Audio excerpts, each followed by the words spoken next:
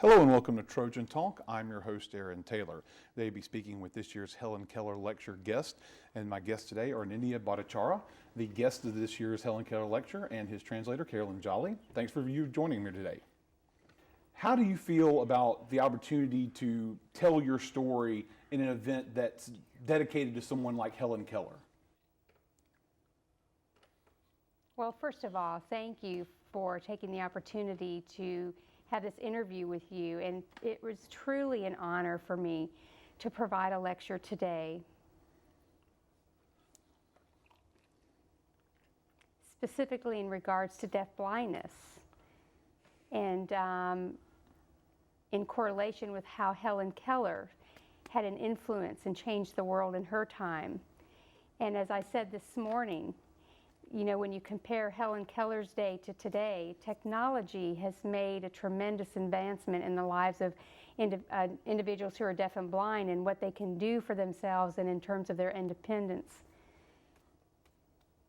Helen Keller became the example of success for individuals who are deaf and blind. And there are many individuals since her time that have become successful, that don't have to depend on one person all the time, because we have access to technology, which has improved their quality of life and has given them access to communication and independence. And technology is your field of expertise in providing and benefiting people with the technology to help be more independent. How does it make you feel to be able to share your knowledge of technology and be able to explain how this technology can help people to those who are not familiar with the issues that the deaf and blind deal with? Really, technology has always been my passion since the age of about 14. Because technology, with its advancements, has just become automatic to be able to communicate. And there's a variety of devices, such as an iPhone, that I can use with through Bluetooth connectivity to a Braille display, which I'm getting out here. And so this is connected via Bluetooth to my iPhone. And this gives me access to everything.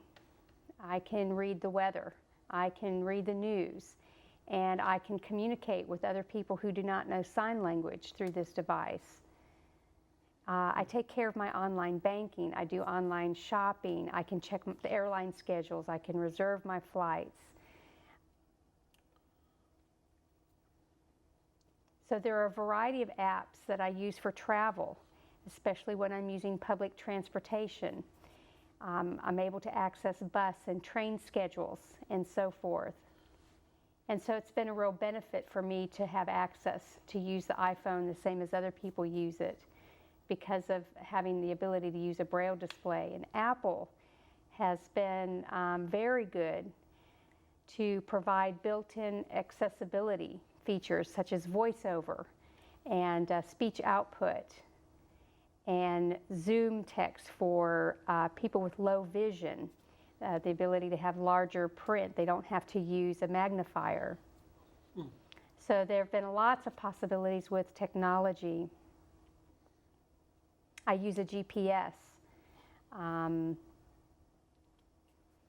I also use a GPS for identifying what's in the environment around me and the names of streets and intersections and local businesses, government agencies and so forth in the environments where I travel. So technology has just provided so much. Of course, I can't name everything. We don't have the time for me to go through all the technology, but I do use a variety of technology every day.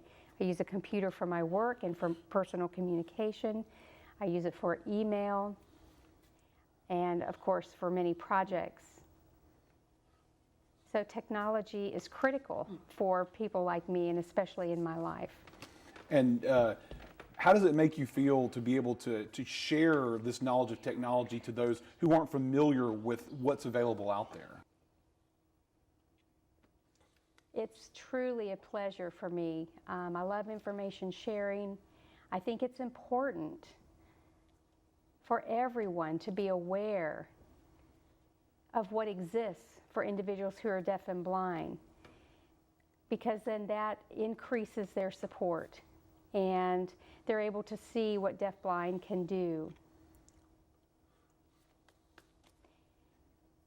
Possibly through work or school or any company. It's important for people to realize that deafblind people are consumers. And it's also important for people not to be intimidated by individuals who are deaf and blind, because they can do the same as others. And it's important for them to learn to be comfortable, because there's such a diverse population of individuals who are deaf and blind, and it's important for all people to become comfortable with them and not intimidated by them. Well, it sounds like that you've educated some folks out there about the technology that's available to them, and I want to thank you both for being here today and hope you enjoy the rest of your trip to Troy. Yes, I very much appreciate it and have enjoyed myself. Thank you. Well, thank you for joining us. And thank